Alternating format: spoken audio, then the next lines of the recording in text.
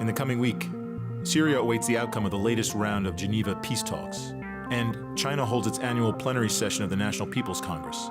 It's March 2nd, 2017, and time for The World Next Week.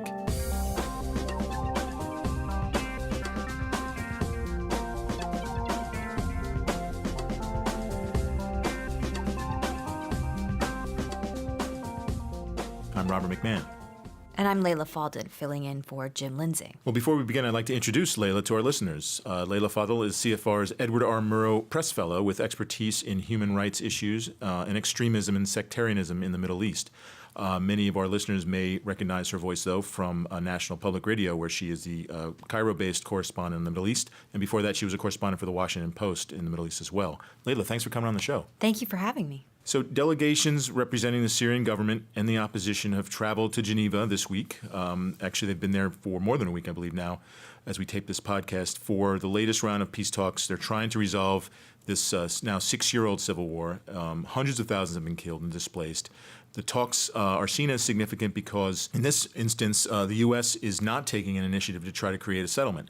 That is, there were other talks that I think were in Kazakhstan, but in this Geneva process, the U.S. had always been in sort of the forefront, but now it looks like there's a vacuum that Russia is looking to fill. Can you talk a little bit, Layla, how this process is going? Well, I would say, these talks are supposed to wrap up tomorrow on Friday, and so far it isn't even at a point where the agenda has really been agreed upon between the opposition. Usually talks start with an agenda, but in this case they've been talking about the agenda. And these have been tumultuous talks in general. I think this is the fourth round. There's been walkouts. There's been, in the middle of these talks, attacks from one side or the other, accusations of crimes, war crimes, those types of things. And so, but the difference this time is the U.S. is not playing a role, and the U.S. has no real stated foreign policy on Syria. And so both the opposition and the government don't know where this administration is going to land. The opposition thinks, well, maybe if he does want to contain Iran, that's in our favor, and he'll have to come over to the opposition side to contain Iran, the backer of the Bashar al-Assad regime.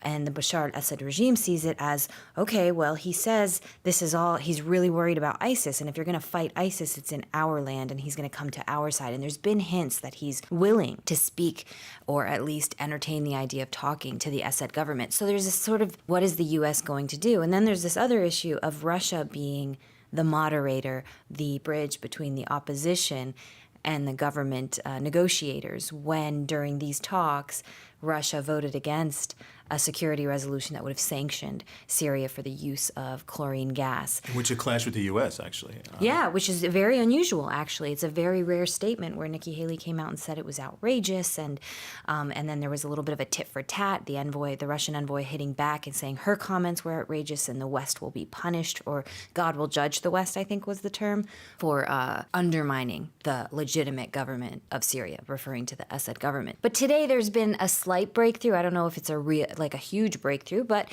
the government negotiators have wanted terrorism as the first sort of the agenda, to lead the agenda, and the opposition wants political transition, meaning a path away from Assad. And so today, what the reports are saying is that they've sort of gotten both of these on the agenda, political transition and terrorism. The original agreement that they're basing this on, the UN Security Resolution, the idea is to talk about constitution and political transition. Terrorism was never mentioned, and there's been suggestions to make that a separate issue, but that may all then be combined. But what can be accomplished in these peace negotiations by tomorrow?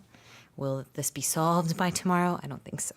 So as these talks are going on, there continue to be actions on the ground as well. There was another action involving the UN, actually, was a report coming out talking about crimes against humanity committed in Aleppo. This is the city, the long besieged city that has actually fell to the government a couple of months ago. Could you talk a little bit about where things are on the ground in Syria? For long, it was the Assad regime had this sort of shrinking space, or many urban areas. But it's with Aleppo, what kind of control does the government have over Syria? Well, I mean, over what we used to know as Syria. Yeah. Obviously, in the 6 years of this civil war, they lost a lot of territory outside of Damascus. Damascus has been their hold. And in Aleppo, what we saw was the government taking it back quite brutally. And that report looks at what happened there, but also blames, which is indiscriminate shelling on hospitals, on civilians by the government, but also the rebels being criticized for indiscriminate mortar fire on civilians in government-held areas. areas. So there is this slow creep back. But does Assad control all of Syria? No, on the ground. It's hard because as journalists, a lot of us, we're not in the rebel-controlled areas anymore because it's become so dangerous with these sort of fringe, more extreme elements taking control in certain areas that are not friendly towards journalists. And these fringes, everything from Al-Qaeda spin-offs to ISIS? Right, exactly. And a lot of that has been orchestrated, a lot of more moderate and secular parts of the opposition jailed, and a lot of the opposition has been criticized in general for being divided, and how do we speak to an opposition who speaks for people on the ground. That's been a major ongoing issue in these talks in general. And the conversation on Syria has really morphed into, at least in the public narrative, a conversation about ISIS. But when you look at the nearly half, estimates vary, but we'll say nearly 500,000 people who are dead now because of this war, a lot of those are at the hands of the government and not at the hands of extremist groups. Of the series of flashpoints, there's one around the ISIS capital, shall we say, of Raqqa. It looks like its fall could be imminent, but then that opens up a whole series of questions about what the role of the Syrian Kurds, the degree to which Turkey unleashes a full-scale attack on them, seeing them as sort of aligned with their PKK, and then who the U.S., what kind of a role the U.S. will play. Again, as you said at the outset, it looks like the question marks about the U.S. are among the biggest right now. Well, the thing is that Syria is so incredibly complicated, and there are so many proxy wars going on within the Syrian civil war. So you have the Turkish-Kurdish issue, where Turkey sees the PKK. Now those talks have completely collapsed, and they're quote-unquote a terrorist organization for Turkey. They're getting involved in Turkey really to, in the eyes of many, to curb Kurdish power. Meanwhile, the U.S. has talked about, or in the past at least, allied with Kurds, in the fight against ISIS inside Syria.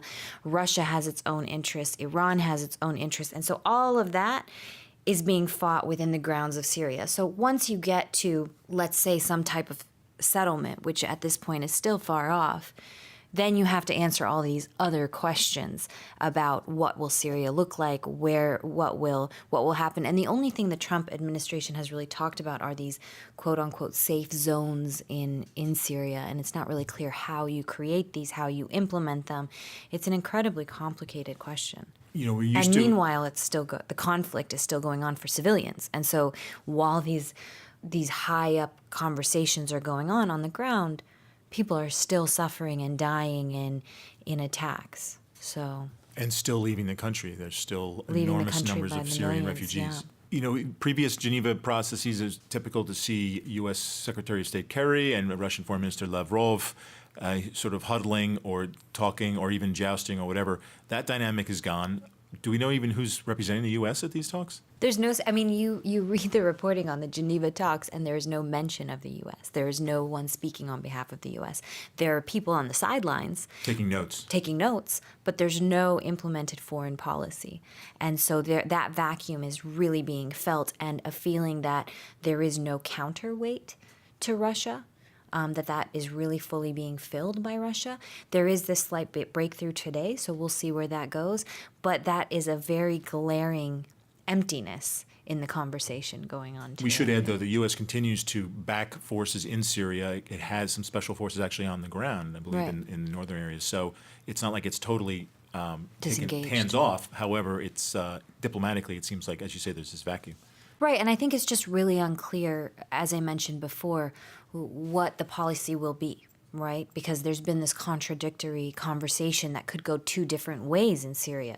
Is the priority to contain Iran, which may put Trump in the side in what the U.S. has been a more pro-opposition government, or is the priority to fight ISIS inside Syria, which may put it with Russia and the Assad regime? So that's the big question, and nobody knows the answer to that question because. No, but this thing with Nikki Haley, I think that was a change. It's a very rare criticism of Russia. U.S. ambassador, yeah. Yeah, Nikki Haley, the U.S. ambassador to the UN, a very rare criticism of Russia, which we really haven't heard before, and quite hard towards Russia and China as well. So next week, 3,000 Chinese lawmakers will meet in Beijing for the 2017 National People's Congress. The agenda is likely to include China's economic outlook, cross-strait relations, the defense budget, and relations with the new Trump administration. So, what do you make of that agenda and how the Chinese government might look at these issues? Well, as you said, Layla, it's the meetings of this body, the NPC, are, first of all, it's seen as a bit of a rubber stamp, not very effectual in the greater order of things. However, this is one of the rare annual meetings where you get the powers that be in China and one of the world's largest economies gathering in one place and open to press, to press inquiries and so forth. So it's an important signpost to where China is going on a lot of fronts. As you said, economically, there could be some discussion about what they are targeting as GDP figures, and there's a lot of speculation about whether China will sort of massage its figures and maybe inch a little bit lower in its projections. It's been recently anchored into sort of 6.5% growth as sacrosanct. That could change. There's also, people are going to be watching for signals about Hong Kong. They're following, this gathering is going to be this important vote for a leadership there. The Chinese vetted candidates are running in Hong Kong for the leadership of Hong Kong, and it's occurring at a time where there's a great deal of sort of feistiness among democracy-minded activists there. Again, Hong Kong is part of China, but it's been allowed under the one country, two systems system to have a great deal of autonomy as well, and part of that has been exercising some democratic muscles. China has recently been cracking down in that respect, so it's going to be interesting to see to what kind of signals, language used vis-a-vis Hong Kong that could send a chill wind that way. That's at least the expectation of some China watchers. There's going to be discussion about the Trump administration. What does this new order apparently in the United States mean for China? A lot of importance was attached to the recent conversation by President Trump and President Xi in which President Trump reasserted or came down and reasserted a U.S. one China policy that was very important. But China is seen as an antagonist to Trump administration officials in all sorts of areas, whether it's South China Sea or it's what it's seen as currency manipulation or other sort of activities involving trade that they see as establishing an uneven playing field. So China will have a chance to comment on that. There's going to be a press conference by the foreign minister who will be anticipated to be speaking about China's relations with the U.S. and its view about U.S. activities in the region. It should also be noted, though, that China actually has some opportunities opened by the Trump administration's removing itself from the TPP, the Trans-Pacific Partnership, and China is widely seen as planning to sort of sweep in and sort of gain some leverage from that. So lots of important signals, but in terms of actual steps taken, in terms of actual decisions made, everybody's looking toward the big party conference later this year in the fall that will be in which new leaders are expected to emerge and to coalesce behind President Xi. What do you think we might learn about the Trump sort of China relationship?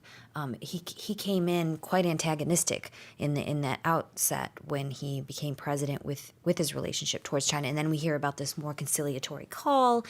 Do you think we're going to see hostility or a reconciliation efforts, or what? It was interesting that he came in with sort of all cards on the table, seemingly, and I think he surprised a lot of people on both major U.S. parties, certainly, by coming out and raising the Taiwan issue, which was seen as, at least among a large number of foreign policy veterans, to be sort of a settled issue for now, that the U.S. was going to respect a one China policy while still being there as a sort of a support for Taiwan against any aggression. Now it's reverted to form, the Trump administration for now on that front. However, South China Sea remains a potential, South China Sea, and I should say the East China Sea to some extent, where China and Japan are at loggerheads, remain areas of possible contention. I think this is where the new U.S. Defense Secretary Mattis, who's already been to the region, has made some important gestures and comments about the U.S. Bolstering its alliances in the region and reasserting freedom of navigation operations in South China Sea, where China has asserted its own sort of role and its own rights and has started creating these island bases and so forth. The South China Sea remains a possible flashpoint. I think it's going to consume a lot of conversation amongst Chinese officials, and again, with the ability for press to sort of pose questions on this front. Well, Layla, it's that time of the podcast where we talk about figures of the week. They can sometimes be an important number or person in the news today.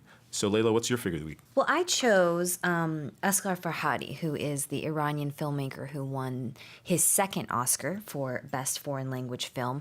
And he chose, as well as the main actors in his film, chose not to attend the Oscars this year as a protest over the executive order that caused such a So he could have uproar. come, but he He could have decided come.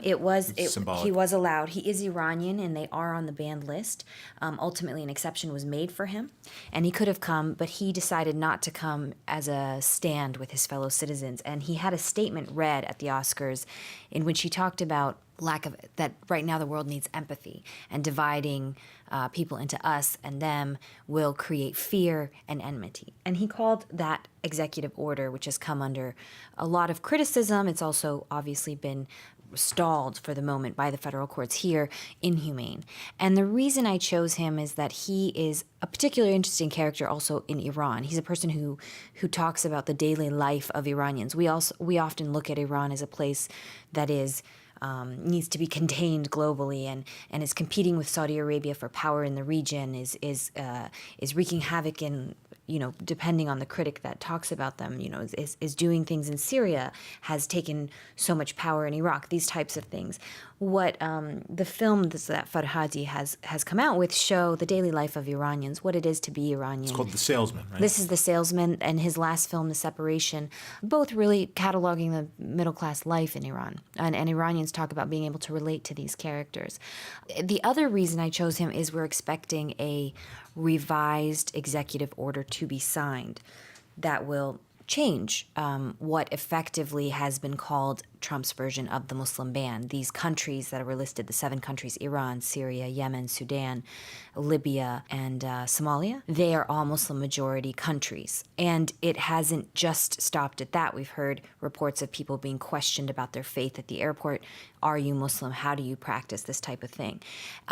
This new executive order is supposedly, based on leaks that are being reported, going to possibly not fully ban Iraq, which had caused some of the biggest outcry because Right. of their alliance with the United States, the many people who worked with the U.S. Army, and maybe make exceptions for student visas that have already been given and for green card holders. But we're still seeing even an Argentinian gallery owner here in New York that was not allowed to enter the United States most recently. So that's why I chose And I think people, that's an interesting choice and kind of a twofer as well. But I think people don't realize the extent to which Iranians, even though Iran and the U.S. don't have official diplomatic relations, there is a back and forth of people, especially in the arts. There's some sports ties as well, Right. that have been boosted recently, but especially in the arts, and added to that, I don't think, especially among Americans, there's an understanding of how movies get made in Iran. Because, as you mentioned, this is a director that's navigated, a autocratic country in many ways, but it's allowed a film industry to continue to make Exactly. movies I mean, that he's pass very through censors. Exactly, and he's very much he kind of knows the lines, it seems, and has stayed away from politics,